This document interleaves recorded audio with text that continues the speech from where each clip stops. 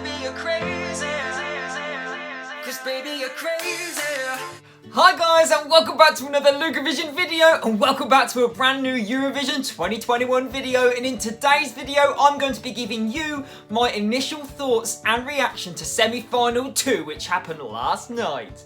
Now, if you guys have missed part 1, where I reacted and gave you my initial thoughts to semi-final 1, be sure to click the link up there or down in the description box and it will take you straight to that video. But yes, another day, another semi-final, and guys, Eurovision week is almost over. We've waited 2 years for this show to get on the road, and now it's here, it's almost gone. Kinda like when I buy chocolate. So I'm just gonna get this show on the road because there is a lot to talk about. And before I get going, guys, I wanna know everything about your opinions. Let me know who stole the show for you last night. Was it your fave, or was there a song in there that really crept to the forefront and you thought, do you know what? You're my new fave. Let me know all of your comments and all of your opinions down below. But let's get this show on the road. Enough of that, let's chat.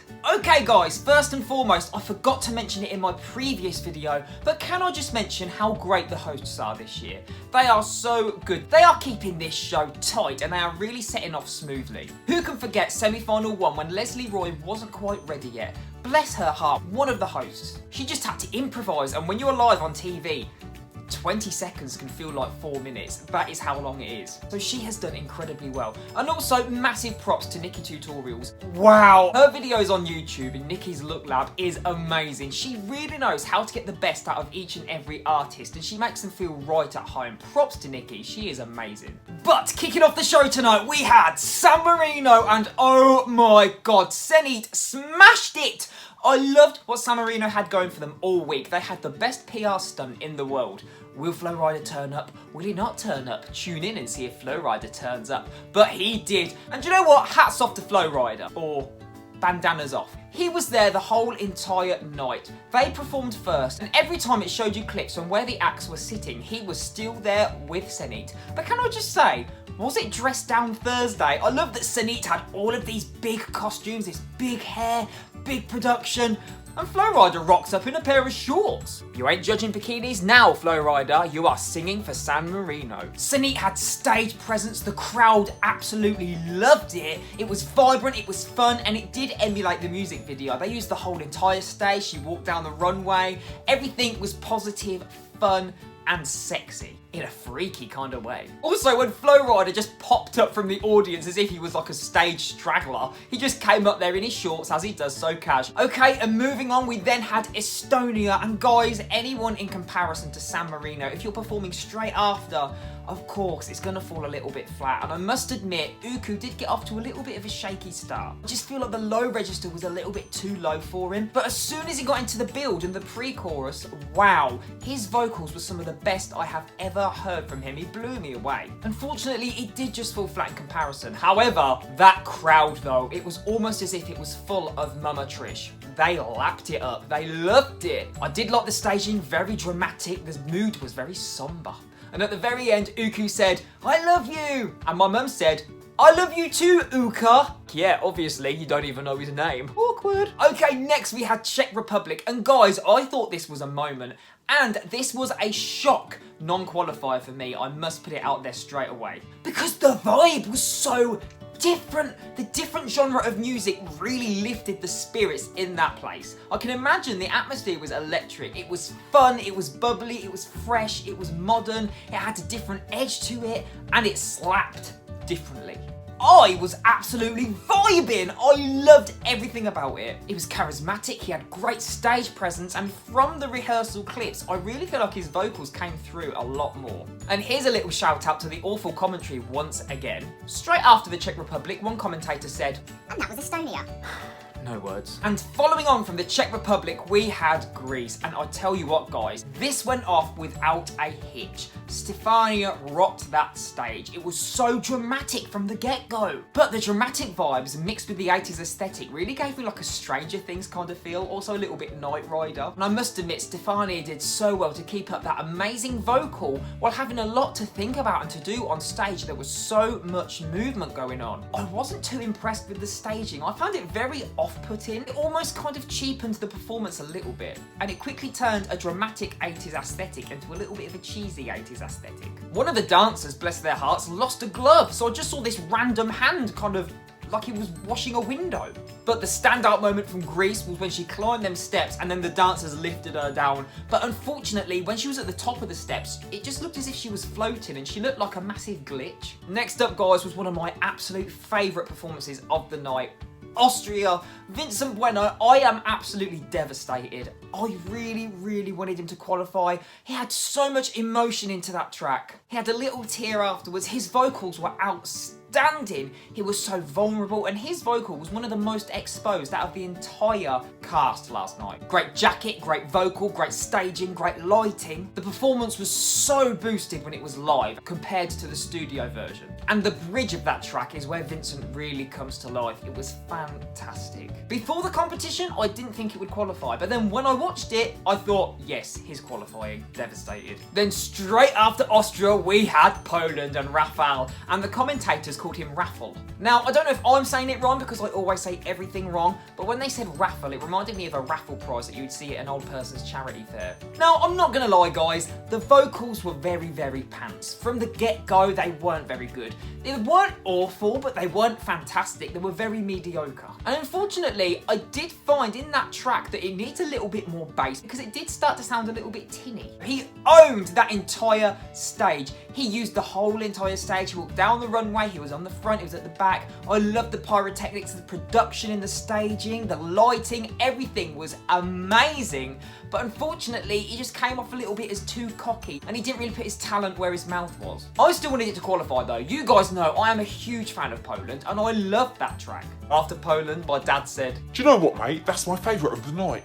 I know. Okay, after one cringy performance, we had another in Moldova. And guys, don't come for me, but this was so cringe in my opinion, and I was really shocked that they qualified. Now, we all know Natalia is such a talented singer and such a great performer. However, those breathy vocals at the beginning, I kind of thought I was watching an adult film. Again, the staging was quite lackluster in my opinion. I really wanted to see the vibrancy and the fun that we had in the music video, but instead of this purple grid behind her, I did love that she kept all of the dance moves from the music video Girl has been practicing. Also, her ad-libs were on point. When she sang, "Europe!" and she did one long note after all of that dancing, wow, that paid off. I think coming after Poland did her the world of favours. My dad said that her dancers looked a bit like the Gangnam Style dancers, but overall I got a little bit of a drunk aunt at a karaoke bar kind of vibe. And moving on swiftly, we had Iceland, and guys, their rehearsal footage was incredible. The staging was fantastic. The way the song moved and it went down these different avenues with the pace and the tempo. The staging replicated that, and their movements and their choreography, and it went off without a hitch. They should be so incredibly proud because this is why you should be treating rehearsals as if it's a final performance. They smashed it. Is it one of my favourite songs? No, it's not, but wow, did they deserve to qualify and get through. It was so tongue-in-cheek and they really brought a different energy and enthusiasm. Everyone in this house loved it. And I'm gonna be honest, it was the standout. Wow, I'm talking about standout. When we move over to Serbia, oh my goodness, Hurricane. Wow, it was like that arena was a Hurricane concert. They owned the entire place. The energy was just boom, boom, boom. It was mental. The vocals were fantastic. The sass was oozing out of their pores. My dad described them as a singing Charlie's Angels. That big note in the bridge, wow, I was shooketh. Fantastic. All of that dancing they were doing, and then that big note, wow. The energy, the electricity, they brought the house down. The crowd went wild, and rightly so. Okay, next up we had Georgia, and I got in trouble for saying this in my last video, but I'm gonna say it again because soz, toilet break. It did drag the mood down a little bit. Coming after Serbia, anybody's gonna suffer, but when you have a song that is so different in contrast, oh, it did not go well. Don't get me wrong, Vocal, sublime. It was effortless. It just naturally came out of his throat like nothing. I did enjoy the staging and the visuals and the vocals, but I wish my P was longer. Next up, Albania, and coming after Georgia. Wow, how beneficial. And Angela really benefited there, guys. It was dramatic, it was sassy, the dramatic music, the ethnic tune in the background. Wow, it really made it stand out, and it was a moment. I am so proud of Albania and so pleased they got through. She was sassy, she was charismatic. I love to see the choreography and her just owning the stage. And she didn't need any production. With that screen behind her, her solo on stage worked so well. I loved it. Then we had Portugal, and guys, I am so pleased they stuck with the black and white theme because it really showed you the aesthetic of the olden days to then going into modern day music. And it just showed you that it works in both settings. It does work as a retro track and it does work in modern day. This really came to life on stage, that LED screen. The fact that he had so much confidence without being too overly cocky or anything like that. It was just him singing along, but there was an air about him that was so charming, charismatic and confident. I think some of that has to do with his unique vocal tone. Everyone here loved it. Good old grower. Next up we had Bulgaria, and guys, I am not surprised that this qualified because we all know it's a fan favourite. But I was pretty done with ballads by this point. Staging was magical. I absolutely loved it. It was so symbolic of so many different meanings. The double entendre in the title of the song. Again, even though I was bored of ballads at this point, I still got winner vibes. It was so intimate and so private. I feel like I was peering in somebody's diary, and it's one that I couldn't look away from. When she had the vocal and it was so ASMR and so quiet. She was so vulnerable, it was very endearing. And then my dad completely ruined the vibe and said, She looks like she's on a big block of chocolate. "Thanks, Dad." Then my dreams came true when Finland came on. Gee, guys, I was out of this world. I was bopping like no man's business. I was going, oh, oh, oh. I ruined it for everybody in my house. I was proper fangirling. Literally the fire, the energy, the enthusiasm, the grit, the girth, the creepy visuals on the backdrop. Oh, I was living my best life. I just felt like the vibe of the entire arena just changed in an instant, and everybody got on board. They were living their best life on the dark side. Also, the crowd absolutely loved it, and it made me very proud. I felt like a proud dad. Then we moved on to Latvia, and guys, this was another change in pace, but I don't think it was for the best, and this is probably why they didn't qualify. Her vocals, outstanding. I loved them. She was singing, and the mic was down here, and it was so clear. Her voice, clear as a whistle, and the mic was like nearly down in the nether regions. I think where this song really shines is in the builds and the bridge. Proper vocal moments. However, when it gets to that chorus, when you're watching it live, you're expecting it to take off. She just sings a line, "Moon is rising," and then, "Are you ready for it?" And I think that's where it was hit. I think because the beat got a little bit jaunty and a little bit too lazy in comparison to that build, it did start to drag a little bit, and there wasn't a lot going on stage. My parents loved the staging, but I thought it was quite bland. I know there's a lot of colours and very kaleidoscopy, but I don't know, I feel like it was very mishmashed and not a lot of it really made sense. I really wanted her to emulate the music video because it's so empowering to other women. I didn't really understand it. I think both my parents actually said they felt like her talent was wasted, that she needed a different song. So fans of her, just not the song. Then we had Switzerland, and guys, this was outstanding. If I was watching this in the arena, I probably would have said, yes, this is critically acclaimed. It was